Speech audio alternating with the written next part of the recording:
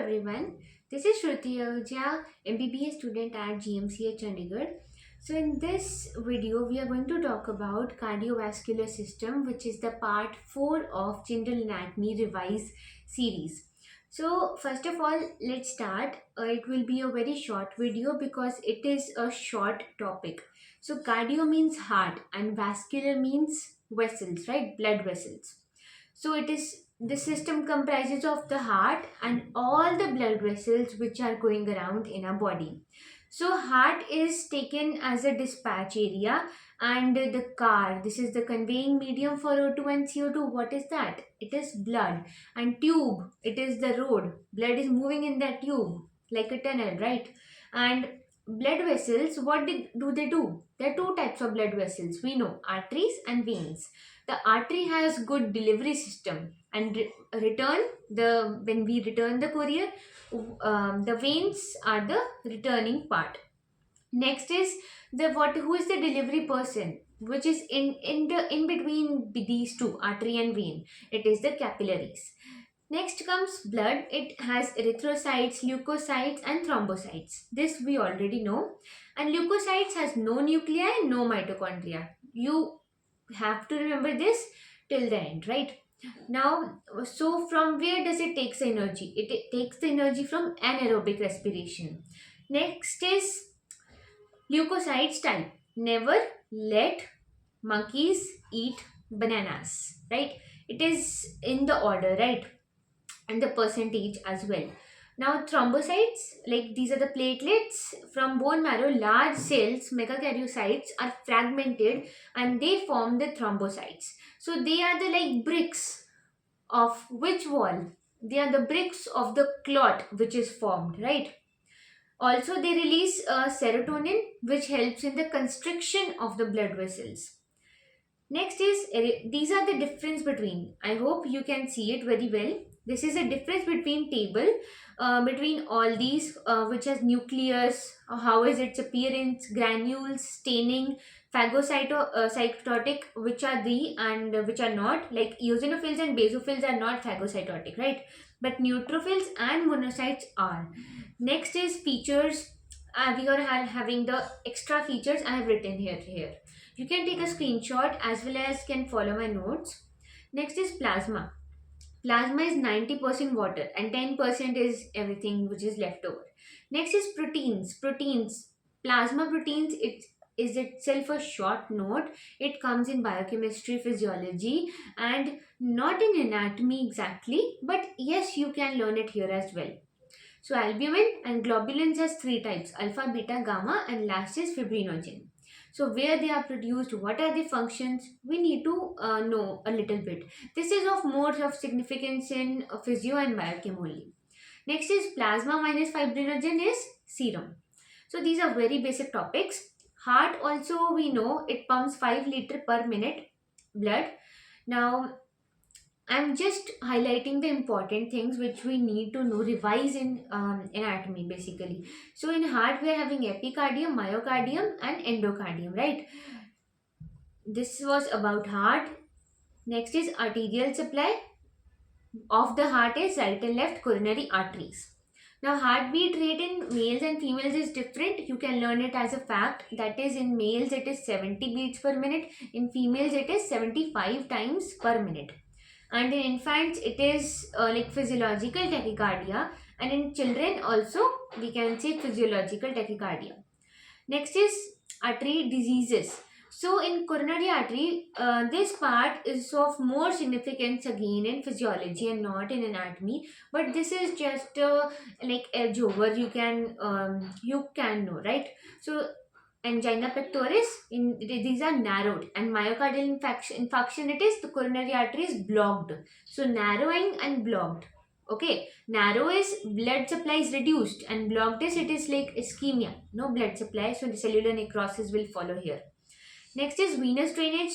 So there are cardiac veins. All this we will learn in thorax in upcoming lectures. Nerve supply is both parasympathetic and sympathetic. Parasympathetic will reduce the heart rate and sympathetic will increase the heart rate. So there are 6 conducting systems in nervous supply: the sinoatrial SC node, the atrioventricular rhythm, and the atrioventricular bundle, right? And the right and left bundle branches, and the Purkinje fibers, which are supplying the ventricle. These are the terminal branches. Now the main point of significance comes here: the tunica layers of the blood vessels. Now here you can see the tunica interna or intima. Then there is, this is the basically interna is very the intimate layer. I hope you can see it. This is the internal, this is the tunica interna. Next is internal elastic lamina, and then tunica media. I am telling in the order of like from inside to outside. Then external elastic lamina, then tunica externa, and vasa vasorum are the vessels which supply the blood vessels, right? They're large blood vessels, and we have to supply the layers also, right? So this is these are the vasa vasorum. Now we can see in veins what is the difference. Internal elastic lamina is not much visible or significant, or it is not present. Next is tunica media, it is thinner in veins, and externa is extremely thick. Now we need to know this difference between arteries and veins, and it is asked as a short note or difference between 5-mark question, right? So 10 points of difference are required in 5-mark question. Next comes capillaries, the difference between all the 3 types. Like you can see, the continuous is like it is continuous, no gaps between the 2 cells, right? Next is sinusoidal, there are big gaps between the 2 cells, and the plasma, the RBC, the cells move like in between the gaps, right? Most permeable. Next, continuous is least permeable because there is no gap between the cell, right? And the fenestrated are like the gaps are wide, intercellular clefts are there, right? What do we mean by that? It is in between the sinusoidal and continuous. So they are fenestration pores, and these are closed by the diaphragm, which is a mucoprotein layer. So by pinocytosis, which is engulfing the fluid, they perform the exchange action. In continuous, it is via the cell, and sinusoidal, it is like from in between the cells, right? Next we are having the difference between elastic and muscular arteries, right? So elastic arteries are conducting type, and the muscular are distributing type. So size is large and medium. Now these elastic are like aorta, it is arising from the heart, right? Next is the muscular supplying the individual organs. The arterioles part of thing, the renal, testicular, uterine, and these arteries which are supplying the organs. The tunica media here is elastic because it is elastic, right? And here it is more muscular kind of thing. Now arterioles are basically a muscular arteries there, right? And it is following at arteriole, it is smaller, right? So it is smaller, then high resistance will be there. Next is, it is a resistance vessel, and it regulates the diastolic BP. The systolic BP is maintained at some other level, but diastolic BP is maintained by here, right? Okay. Next comes meta-arterioles. Now muscle is absent here. Instead, discontinuous non-contractile cells are present in meta-arterioles, which are the pericytes or Roget cells. Next comes anastomosis. This can also come as a short note and with the diagram. So the types are actual and potential. Actual, they like join end to end, and they are convergent, like in vertebral, 2 vertebral arteries here, like they converge and form a basilar artery, right? But in potential, it is like coronary arteries. It has a connection like this, I can see it has a connection, but if something is blocked, like, or if it is narrowing down, it can open up.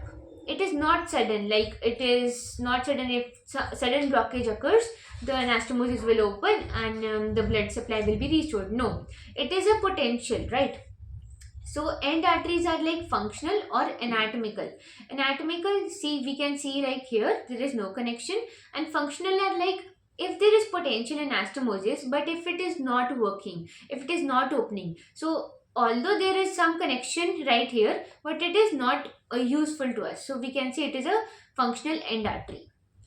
Next is arteriovenous anastomosis, which are called shunt, right? So thick muscular wall is there in that shunt arteriovenous anastomosis, and it is supplied by vasomotor sympathetic nerves. Next comes sites of the arteriovenous anastomosis or shunts. It is METTS, which is METS. So mucous membrane, erectile tissue, and tongue, thyroid, and in skin, right? Function is regulation of the temperature. So regional blood flow regulation and regional blood pressure regulation. Next is circulation of blood. So it can be of three types: pulmonary, systemic, and portal. In pulmonary, we know that from right atrium the blood is going to right ventricle, and then through pulmonary trunk to the pulmonary arteries, and then to lung capillaries, and it is oxygenated and comes to the left atrium via pulmonary veins. So we can draw a flow chart or a diagram and present it as well. So systemic is, it is going from right atrium, like it is coming to the right atrium basically, and from left atrium to left ventricle, and then to whole of the body, and then again to the right atrium via veins. Next is portal. In portal is basically, I have a capillary 1 from, basically if I have an organ in GIT, then the blood is being taken through the vein, and then it is going to a set of capillaries, and then again to a vein, right? By law, the blood should go from from the organ which is through the vein to the heart, but here it is going through the vein to some other capillary and then to another vein. So this is a type of portal system, right? So it begins in capillaries and ends in capillaries, right? So it is a portal vessel. In examples are liver, hepatic portal system, hypophysis cerebri, hypothalamo-hypophyseal portal system, and kidney, it is renal portal system. So here is a flowchart for all. Hepatic is venous blood in GIT, spleen, pancreas, and then portal vein, through the portal vein to the liver, and then to the inferior vena cava, IVC. Next is hypophyseal. From the hypothalamus, it will go to the anterior pituitary and then to the general circulation. Next is renal. In renal, it is the efferent arteriole, right? The arteriole which is leaving the glomerulus. Next is plexus of capillaries around the PCT and DCT, which is the peritubular capillaries, and then the interlobular vein. So this is the set of capillaries which is being incurred right here. Next is fetal circulation. It also can come as a short note, very common short note. So it is different because the fetus has collapsed lungs. The portal circulation is insignificant right here, and the oxygenation of blood in placenta, right? So it is a different process right there. So from placenta, in the placenta, umbilical arteries are coming, right, with the deoxygenated blood, and the umbilical vein is taking the blood, oxygenated one, right, the left umbilical vein. It is going to the portal vein, and it can go through the liver and then to inferior vena cava, but most blood is being shunted through the ductus venosus directly to the IVC. Next is IVC to the right atrium and then to right ventricle, and it can go through pulmonary trunk, right? But pulmonary trunk takes to the lung, but lungs are not mature, so it will go through ductus arteriosus and then to descending aorta, and then again the umbilical arteries. But there is one more route. We know right atrium and left atrium are connected in a fetal heart. So it will go to left atrium, then left ventricle, then aorta, and then again the systemic, that is umbilical arteries. So this was all about the cardiovascular system. In next video we will talk about the lymphatic system. It would obviously be a very short concept.